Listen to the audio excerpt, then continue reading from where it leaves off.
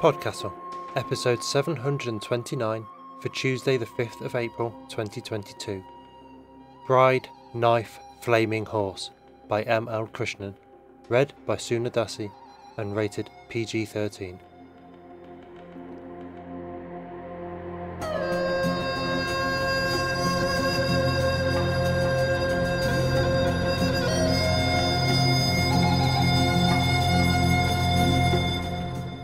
Good morning, good day, good afternoon and good evening, and welcome to PodCastle, the flying castle of fantasy fiction. I'm your host, Matt Dovey, and I'm delighted to present for your enjoyment Bride, Knife, Flaming Horse by M.L. Krishnan, narrated by Suna Dasi. This episode is rated PG-13 and was first published at Apparition Lit in April 2021, and it was recently a finalist for a Reddit Fantasy Stabby Award, so you know you're in for a treat here. First up, important news. For the last couple of years at this time of year, which is to say April Fools, all the Escape Artist feeds have been taken over by CatsCast, a special cat-themed SFF story. Well, it turns out the internet really likes cat content, so our family of 4 is becoming a family of 5. CatsCast is now a full Escape Artist podcast in its own right, and released its first proper episode just this week. There'll be an episode every other month released for free, but if you support us on Patreon at the premium content level or above, you will get twice the feline fun with one episode every month.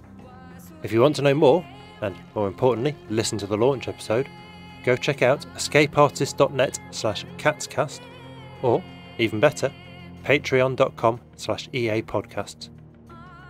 Your author this week is M.L. Krishnan, who originally hails from the coastal shores of Tamil Nadu, India. She's a 2019 graduate of the Clarion West Writers' Workshop, and her work has appeared, or is forthcoming in, The Offing, Apparition Lit, Baffling Magazine, Paper Darts, Sonoro Review, and elsewhere. You can find her on Twitter at ML Krishnan, and that's spelt E-M-E-L Krishnan, or check the show notes on our website for the link. The story is read for us by Suna Dasi, an Indian-Dutch artist based in Scotland, who comes from a theatre and dance background in the Netherlands. Eventually, her vocal cords became her main weapon of choice. Her profession as a performer has taken her all over the world. Together with her wife, she's part of the Lodge Arts Collective, a predominantly female group of long-term friends living communally who work in music production, theatre, poetry, fine arts and performance art. She records and performs with Texan prog rock artist Erin Bennett and metal outfit Crow. When not in the studio or on the road, she writes SFF and speculative fiction. She is currently working on her poetry collection and her first novel. In 2017 she was nominated for a BSFA award in the short fiction category for one of her short stories. And now pay attention, for our tale is about to begin. And there'll be trouble if you don't listen to your mother. She only wants what's best for you. You better hear what she's saying. Bride, Knife, Flaming Horse by M.L. Krishnan. To Kalavati, it was well known that if one reached marriageable age, parents and aunties and cousins thrice removed would clump themselves into anthills of worry. Missiles of relationship managers and matrimonial websites would then be launched to nab a match.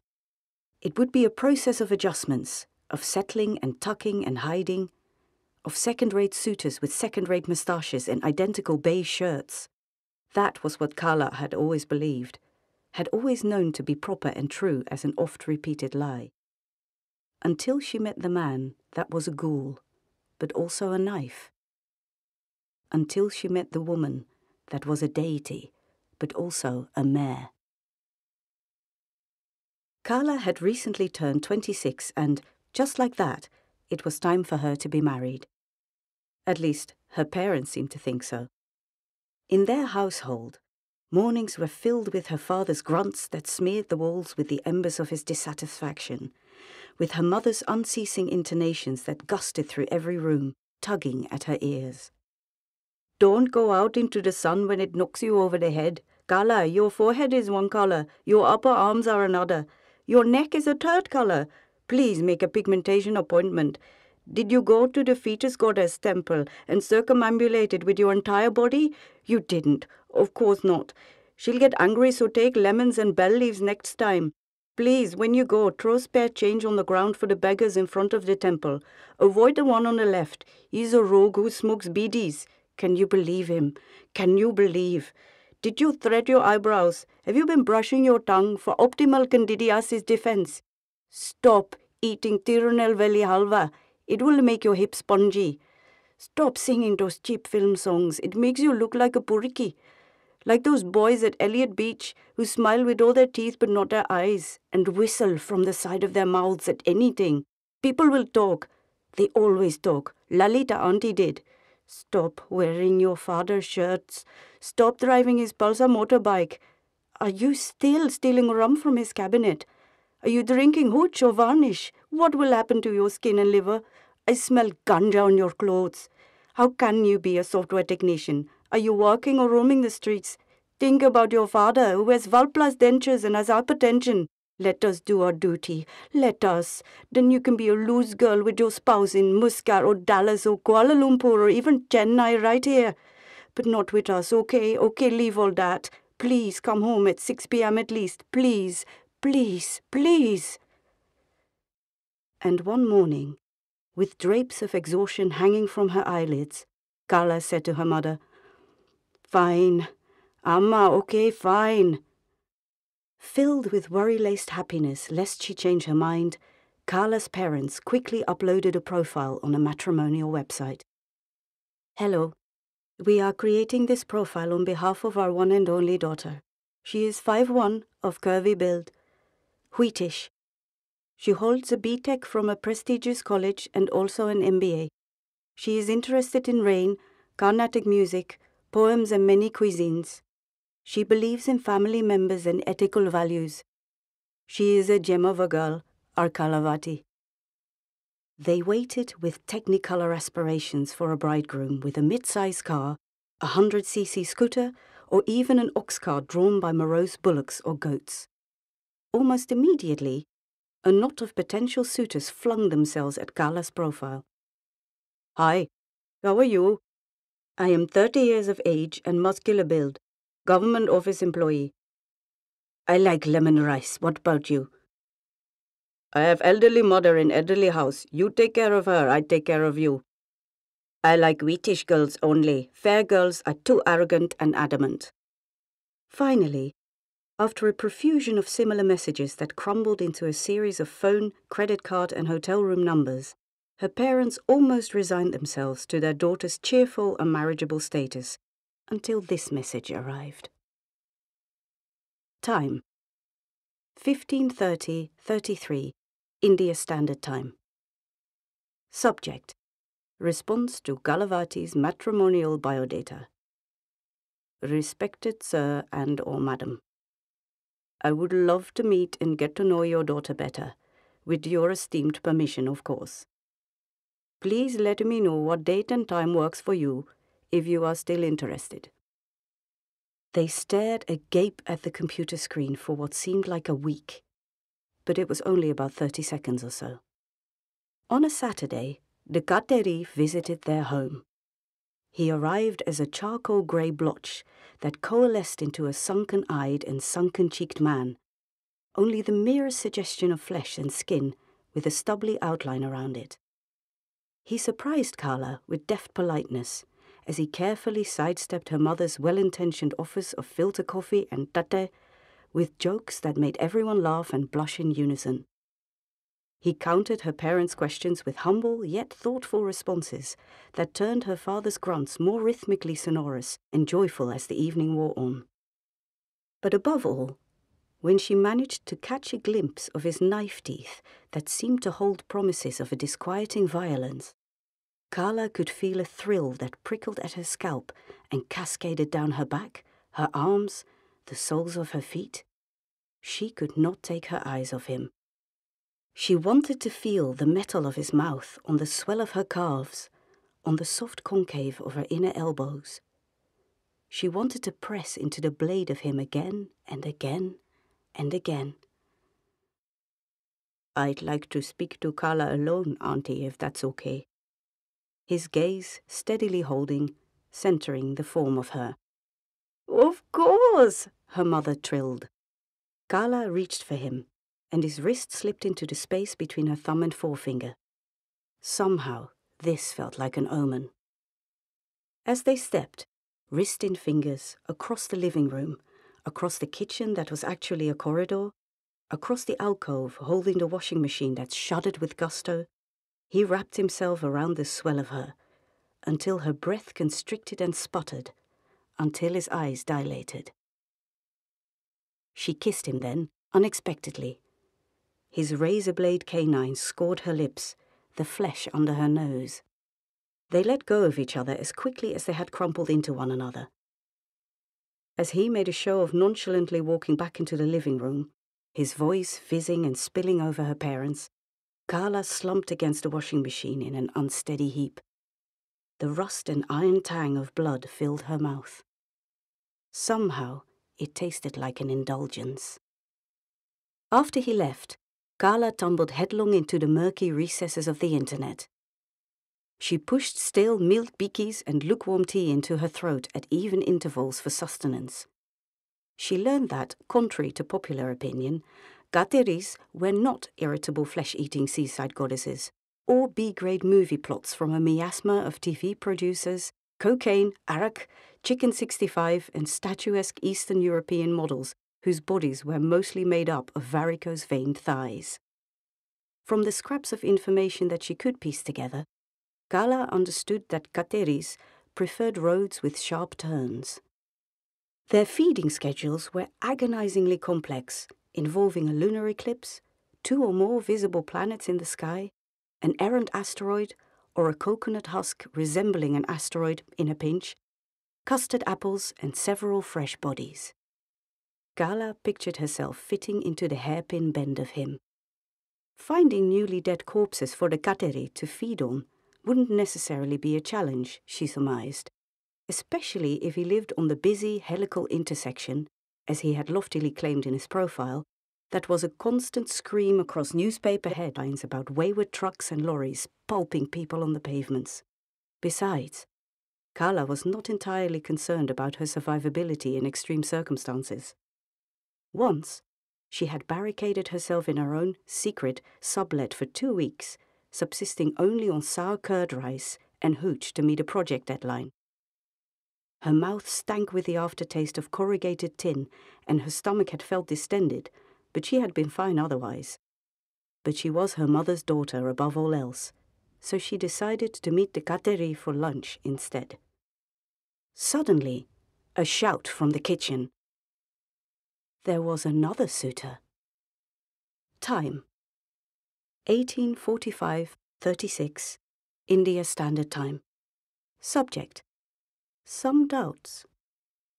To whomsoever it may concern, O Kalavati's parents, I hope this finds you well. I am intrigued by your daughter's passions. Is she studying to be a meteorologist or a chef? Please do not answer this question through email. I would like to find out in person. On a Tuesday, the Muniandi appeared. She couldn't quite fit through the doorway of Carla's house, so she gamely made herself comfortable in their sometimes courtyard that was a rainwater harvesting pit and also a weedy cricket strip for the boisterous kids in their colony. What it was on any given day was entirely reliant on the weather. Carla found her breathtaking. She watched the Muniandi as she delicately ate rusks from her mother's outstretched palms, as she attentively answered her parents' questions with soft, acquiescing nays that were measured and serious. During their time alone, the flaming plumes of the Muniandi's mane and tail singed the air around them. Her beauty was that of the sun at its zenith, relentlessly harsh and impossible to perceive directly. Carla's head started to balloon into a helium-edged lightheadedness. Whether from the flames, from the overwhelming consideration of the Muniandi, or from the disarray of her own feelings, she could not say. The Muniandi pushed her muzzle against Carla's neck, her breath condensing on her shoulders. She took Carla's hair between her teeth and gnawed on it with careful deliberation. Carla didn't seem to notice that her head was mildly on fire. At that very moment, it dawned on her that she could inhabit this scaffolding of flame and woman and equine grace with considerable ease. Lunch with the Kateri was a 3:30 a.m. jaunt to the morgue. Carla's mother pressed a bag of custard apples into her hands and sent her off with fears folded into reassurances, folded into entreaties, folded into parental dreams about monetary responsibilities and squalling grandchildren. The Kateri tried to kiss her when she arrived, but he blushed in and out of focus, his corporeality an elusive aspiration at best. He struggled to hold his edges together. Carla tried to grab his wrist, but it dispersed into vapor between her fingers. Concern foamed up her throat. Saparalama, why don't we eat? But there's nothing for you here, the Kateri mumbled apologetically. Carla gestured at her mother's bag. Right, I don't eat lunch around 3 a.m, but I brought fruit. As the Kateri fed on a freshly minted corpse that might have been an old woman, Carla arranged herself in a broken wheelchair and chewed on a lumpy segment of the custard apple. A restful silence unravelled between them. He didn't seem so disconcertingly charming anymore. She watched him masticate on each of the woman's knuckles until his outline ultimately emerged into focus. Mid-meal, the Kateri paused and stood upright. Please, don't look at me. Gee, don't be ridiculous. Carla stepped forward and seized his elbow. It felt solid in her hand. She tugged the Kateri towards her for a kiss, but licked the keen edge of his teeth instead. She tasted phenyl, strawberry jam, raw eggs, and an acrid sulfuric hint of isolation. It might have been the old woman, but Carla was mostly sure that it was him. Come, I want to show you something. The Kateri took her by the wrist, past a sweaty bank of tiered freezers housing the newly dead. The unnamed, the unclaimed, the unwanted, and the untethered. Drowsing in their cooling racks, past a paint-flaked sign in Tamil that read Amarar Are, or the Immortal Room, past an embalming lab that reeked of cavity fluid and formaldehyde, and up a winding staircase that opened out onto a veranda packed with the appendages of forgotten stretchers. This is what I wanted you to see. He wrapped his arms around Carla's waist as he nudged her towards the railing. Look! Carla was overwhelmed by the expanse of the Egmore railway station looming before her, its colonnades and domes awash in sheets of light that flowed out of its passageways in greens and purples and golds. She felt giddy somehow, unspooling into the warm iron of the railing, into the station's many-hued radiance, into the Kateri's new heft, into the murk of the night and this moment in time that felt almost full. Have you been here long? She finally asked. Long enough. He placed his chin on her shoulder. When I first got here, Egmore was called Eshumbur, you know. Seems like Eshumbur's consonants were a bit too slippery for our British Dores. The Kateri coughed up a laugh in response, his mirth softening into the curve of Carla's neck. You should have seen them. Did you have a name back then? You don't have to say anything if you don't... Let me think. He kissed her earlobe gently, as if to reassure her. Carla could scarcely hear herself breathe. I used to be called Ramesh. Maybe. That's a fine name, but aren't you sure? Well, I don't remember if Ramesh was some fellow I once ate, or, you know, who I was before I turned into this. Carla twisted around and held his face between her hands until the craters of his eyes were level with hers. Okay then, it's decided. I'm going to call you once Ramesh. He started to protest, but she hushed him with her finger. See, it's simple. Maybe you were Ramesh, or maybe you ate a Ramesh, or many Rameshes. Either way, there's a Ramesh somewhere that's a part of you. You wouldn't mention that name otherwise, I'm certain. Carla's earnest forcefulness untied a faint skein of hope that ran along the fractured arcs of his deaths and lives and all the thresholds in between, eddying around them. Seri, once Ramesh it is, he agreed, smiling.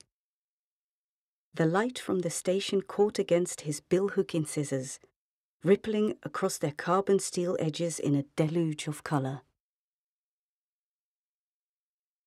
At exactly 11:55 a.m., Carla arrived at the Connemara Public Library for lunch. As part of an elaborate building complex in the Indo-Saracenic style, with an accumulation of bulbous domes, voussoirs in contrasting colours, and horseshoe arches marking corridors at odd recesses, it was at once deeply elegant and deeply mystifying. When not a mayor, the Muniandi appeared to be an archivist in her 30s who only donned crisp dress shirts under loosely draped silk organza saris in muted colours. She wore no makeup or jewellery, save a single nath that ringed her left nostril in a crescent moon of saltwater pearls. When she spoke, her voice unfurled in a slow, meditative husk. The effect she had on Carla was no less startling than her equine self. Do you want to take a walk?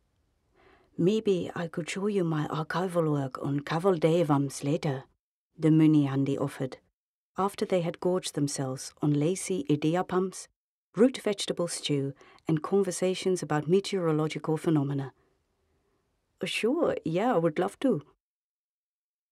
Carla's stomach knotted into braids of anticipation for something, for nothing at all. Their fingers strung together as they walked around a pond cloaked in an algal scrim of colloidal green. A mottled eel broke the water's surface in quick, slippery bursts. At the far edge of the pond, a fanged goddess sheathed in silks and garlands of plumeria buds sat in a cement grotto. To her right, a terracotta horse in lapis hues stood calmly as sphagnum moss walled around its back in yellowed clumps. Banded geckos slipped through the horse's ears and darted down the length of its hind legs. They paused to remove their sandals before walking up to the goddess. Carla couldn't help but observe that the heavy-lidded eyes of the deity and her horse were identical, bulging, ferocious, and unspeakably beautiful. She gently squeezed the Muniandi's hand. The Muniandi stood entranced, her face an opaque monolith. As Carla waited by her side in an agreeable silence, she was drawn into a memory of spending summers as a child in her grandparents' house at the mouth of a thinning forest. Every day, she would cross a latticework of paddy fields to the village shrine with her mother, sunlight pinpricking their skin in bright globules of sweat. When the afternoons sank under the damp balminess of evenings, they would fold themselves within a magenta-hued grove of frangipani trees surrounding the temple. They would then leave pods of overripe jackfruit as an offering for the beings that sentineled the area in a bas-relief of stone and shadow. Carla's mother would regale her with stories of the scorpion-garlanded goddess that sat askance inside the sanctum sanctorum, of each of the temple guardians in turn with their vigilant eyes and vigilant mounts of horse, dog, and elephant. Be nice, and they'll take care of you too, her mother had said. But, Amma, who should I be nice to? Her mother had explained that while there were hierarchies, it didn't quite matter in the grand scheme of things, because the deities and their steeds and the people and their teeming abodes were wholly entwined in a mutual yoke of need. So, all of them? Carla's tiny face had puckered in a frown, this enterprise of niceness already irritating her 6-year-old self. Yes, all of them, her mother had laughed. But don't disturb the guardians when they walk along their boundaries. They take their duties very seriously. A few minutes passed. Carla hauled herself into the present and circled the Muniandi's waist with her arm, keeping her close. It must have been tough to cover so much ground on foot, given how huge Chennai is. The Muniandi looked thoughtful. What would actually be an edge of the city? The sea? Then I'd be swimming, no. So many lives lived, and that's all you've got by way of a joke. Serima, pordum. Carla poked her rib playfully. The Muniandi gasped and made a move to jab her in mock retaliation, but draped her arm around Carla instead, resting her head on her shoulder. Neither of them wanted to extricate themselves from the other. It slowly occurred to Carla that she could just exist in this teaspoonful of time, in the sweep of this deity that had found her through a dubious matrimonial website and a timely happenstance, and it would all be okay because the Muniandi was here. She really was. And that was enough. That was more than enough. Alayama, the Muniandi suddenly whispered, almost inaudibly. Carla pressed her lips into her hair. Can I call you that? Eli is fine, for the time being. The Muniandi's face twisted upwards into a smile. But that name is only for your ears, for your mouth. Oh, careful, or I'll start addressing you as sanctified mother then. Carla lurched and arced her body forward, bringing her hands together in an exaggerated curtsy. Daye! Stop that! A peal of laughter escaped the Muniandi, and she collapsed on the ground to catch her breath, yanking Carla down with her. The laughter that continued to ring across the pond soon surged into fevered kisses, into promises that pooled in the hollows of their necks. Flames licked at Carla's throat. They whistled through her mouth and dissipated into her stomach with a resolute hiss. With the emergence of her two suitors, Carla's relationship with her parents kneaded itself into a calming disinterest. But on this morning, she sought out her mother over milky coffee and burnt triangles of toast. Amma, I like them. Her mother scanned her daughter over the tabloid she was pretending to read. What does that mean? Carla added a tablespoon of decoction to her coffee to undercut its chalkiness. She took a sip and realized that it tasted worse than before. I like them both. Equally, I think. Nadi, how is that possible? Pick the one you like more. Apprehension seemed into her mother's voice. Carla took another sip of her foul-tasting drink. That is the problem. I don't. Seri, pick the one you find less boring. Less boring? Yes, less boring. Carla, you are not a trading goods outpost where you are the sum value of items and services weighed against each other. Amma, listen to me. You are my daughter, mine, with choices and mistakes that are yours alone, that will always be only yours. Now think carefully. How do you really feel? Her mother's words thudded against her eardrums, bouncing off the dining table. Carla's coffee sat untouched. At long last, something dislodged in her chest. Carla's apartment complex was overrun with a bougainvillea vine that violently spewed papery white blossoms from the cracks in its facade. Crammed between a TV antenna's limb and a water tank, her secret sublet was a detached room on the terrace of the building. On this afternoon, a bulbul with its black crest and black eyes peered at her from under a clay roof tile. What do you want? I'm trying to clean, you know. She shooed away the bird and resumed wading through the thickets of clutter that swelled into larger and still larger piles. Heaps of newspapers, Tamil weeklies, and office folders coiled around a peeling Rexine sofa that sat in the middle of the sublet, taking up too much space. From the floor, discarded components of PC builds glowered accusingly at her. I can help. Carla spun round and dropped a stack of numbered files, igniting a cloud of dust. "You're already here. Ah, we're well past that point, once Ramesh." She plopped onto a mound of dish towels and gestured for him to do the same. The Kateri folded himself between Carla's knees instead, laying his head on her thigh. Smoke-grey plumes roiled under the gauze of his skin. "You don't have to clean for me." Carla's fingers stiffened in his hair. "Actually, And I too. What's all this?" At the entrance to the terrace, the Muniandi stood immobile, draped in a sari tinted with the opalescent pinks of a conch shell. She glimmered against the crests of sunlight that rolled down her shoulders. "If you are going to have company, perhaps I should come at a later time."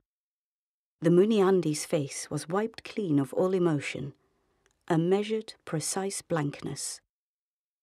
As distractingly lovely as the Muniandi's appearance was, Carla was still seized by a panic, the ground heaving underfoot. Wobbling on the brink of collapse, her afternoon threatened to implode and knot itself into a gnarled snare that she did not have the patience or the ability to disentangle. In any case, Carla greatly preferred a battering ram approach to solutions, as her mother always liked to point out. She had to wrench back control somehow. "Great! Everyone's here. Let's sit inside, no? It's so hot." The Kateri had already vaporized into a thin haze, emerging discreetly within the sublet. He pretended to examine a broken CPU tower while Carla urged the Muniandi towards the sofa. She shoved the Kateri into the sofa as well, sitting cross-legged on the floor before them. Apropos of nothing, the Muniandi threw a sidelong glance at the Kateri. "You look fine." "Thanks. You look different as always, but I see you." "I am sure you do." Feeling disoriented, Carla pushed the pads of her fingers into her temples. "I'm sorry, but do the both of you know each other?" "Somewhat. I was called to hunt him. There's a small town on the edge of Dindigul Taluk that was having a bit of trouble." The Kateri shifted in his seat. "A bit of trouble, sure. That's exactly it." Back then, the Muniandi's skin was a glaucous blue, her sickle flashing copper in the late evening sun. He had flung himself at her feet and begged clemency for all the killings. As he was but freshly birthed, a laughable idiot, a starving ghoul. She sat stock-still through his histrionics, the ritual symbols of the townsfolk occasionally interrupting his fervour with a resounding boom. Finally, she had spoken, uttering only a single word. "Leave." He did not wait for her to speak again. "She should have slain me all those years ago. I deserved it," the Kateri admitted. "You were so young and screaming so energetically. See, you've grown now, done good for yourself." The Muniandi reached over and patted his arm. The edge of his shirt sleeve crisped under the scorch of her fingers.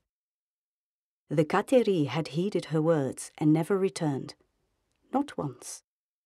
She wanted to tell him about the resiliency and the fear and the heart, that giant pounding heart of the townsfolk, of how they now revered an entirely new being that had metastasized from that event, of a demigoddess with collyrium-ringed eyes, who was both a part of her and a part of him, of how they planted a loop of moringa trees around this fledgling deity to protect her, of how they addressed her as Pidari Amma, the fierce spectre who was also their mother, leaving her gifts of flower and fowl and fruit when the moon waxed into fullness. Maybe the three of them could visit Pidari and say hello as a nice surprise. Maybe they could even make a trip of it, one day. The Muniandi sat upright as Carla's voice snapped her back into focus. I'm not good at these sort of things, so I'm just going to come right out and say it. I like you. And by you, I mean you both. Carla cleared her throat. I am glad that you're able to put your differences past each other, and I am sorry, but I can't. Actually, I won't choose, so don't make me pick. Ayo, what's all this about picking? He's very frail. You have nothing to fear, the Muniandi said, matter-of-factly. The Kateri pointed to his sleeve. And she'll protect you like no other. Carla looked incredulous. I don't understand. The Muniandi stepped forward and gripped Carla's wrists, pulling her up from the floor, having her comfortably fit between them on the sofa. Their bodies nestled close together. We know how you feel, Ma. We already do. The Kateri took her feet in his lap. You're not worried at all? He seemed pensive. If you're ditching us for a co-worker with vehicle insurance, a haircut and functional teeth, then I would worry. The Muniandi tucked a loose strand of Carla's hair behind her ear. Or a toothpaste mogul Sion with a private helicopter and an attractive grudge.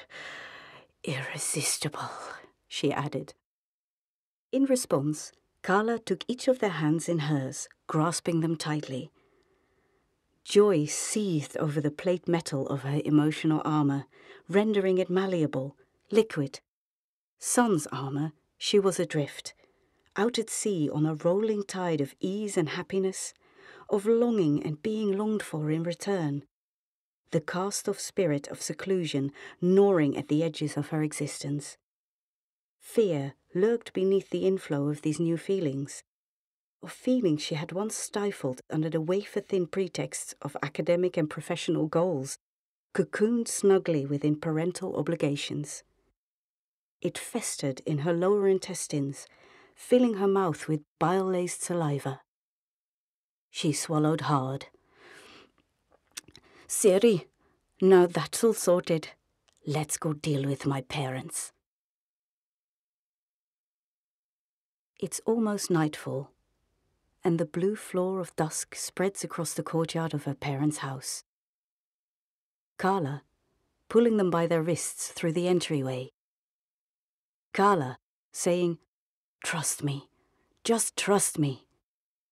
Them, saying, okay, in near unison. The woman who was sometimes a deity and sometimes a mare, and the murmur of a man who was not a man at all, but sometimes a knife. Their hesitant laughter bouncing off the walls, melting into the ceiling, the rain-streaked stairwell. Their laughter melting into an easy silence that trickles in streamlets down their skin, down their hides, down the metal glint of them. Carla, so startlingly real, crystallized in their faces, in their arms, in the way they reached out and held on to her, onto the trembling edges of her possibility, unsure of anything, sure of everything.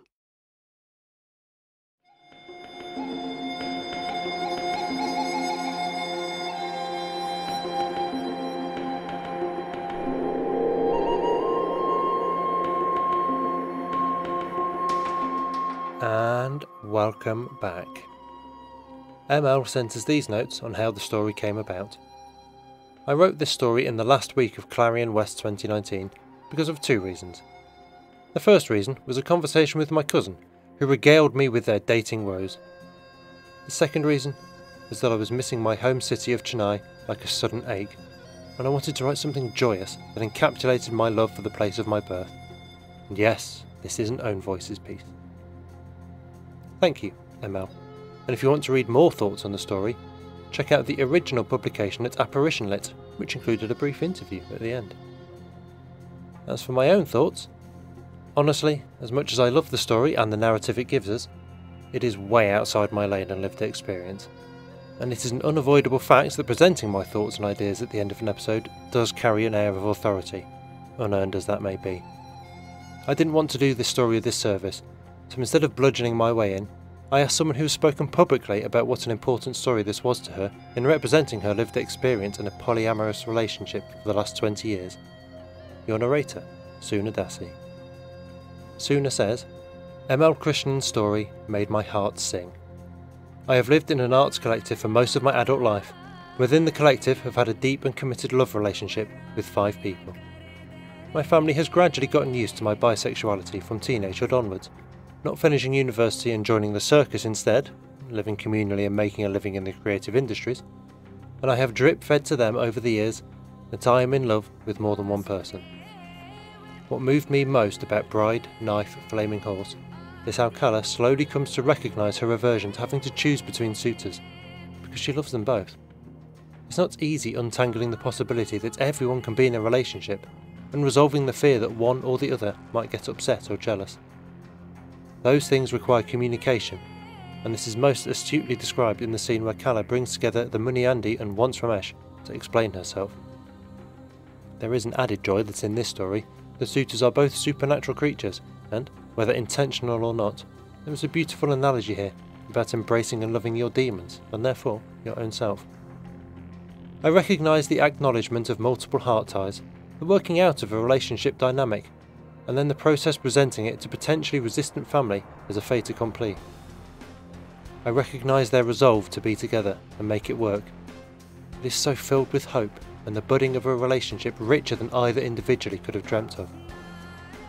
I believe that it is a real leap forward culturally that ML can write about such a relationship set in India within the context of arranged marriage and vast parental expectations put on women to follow a pre-set course, and that the story has found such a wide audience and is being nominated for so many awards.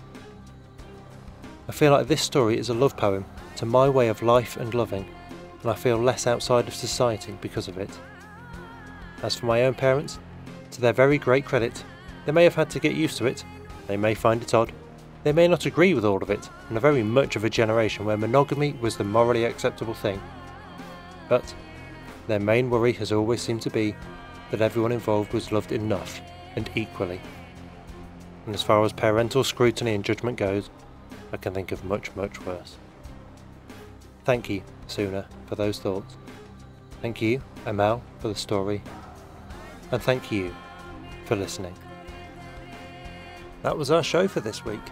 On behalf of everyone at PodCastle, your co-editors Shingai and Jerry Kugunda and Eleanor R. Wood, your assistant editor Sophia Barker and audio engineer Peter Adrian Berefesh, forum moderator Ossicat, and our many wonderful first readers, Tierney Bailey, Aidan Doyle, Amelia Harrington, Kai Hudson, Craig Jackson, Devon Martin, Julia Patt, Hamilton Perez, Sri Krishna Prasad, Zeev Wheaties and Caitlin Zavanovich, and myself, Matt Dovey.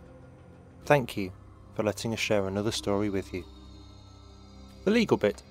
PodCastle is part of Escape Artists Incorporated, and this episode is distributed under the Creative Commons Attribution Non-Commercial No Derivatives 4.0 International License. That means you can share it, and please do, but you cannot sell it and you cannot change it. If you want specifics, check creativecommons.org. Our music is by Shiva in Exile. Everything we do on PodCastle is 100% donor funded, and if you'd like to support what we and the rest of Escape Artists do, please join us on our Patreon at patreon.com/EAPodcasts. Prefer another method? There's details for supporting us via Twitch, Amazon Prime, Ko-fi and PayPal on escapeartist.net. We'll be back next Tuesday with another fantastic tale. In the meantime, you might care to check out our sister podcasts, Escape Pod for science fiction, Pseudopod for horror, and Cast of Wonders for YA speculative fiction. If your heart belongs to us, though, we'll see you next week. Be safe and be kind.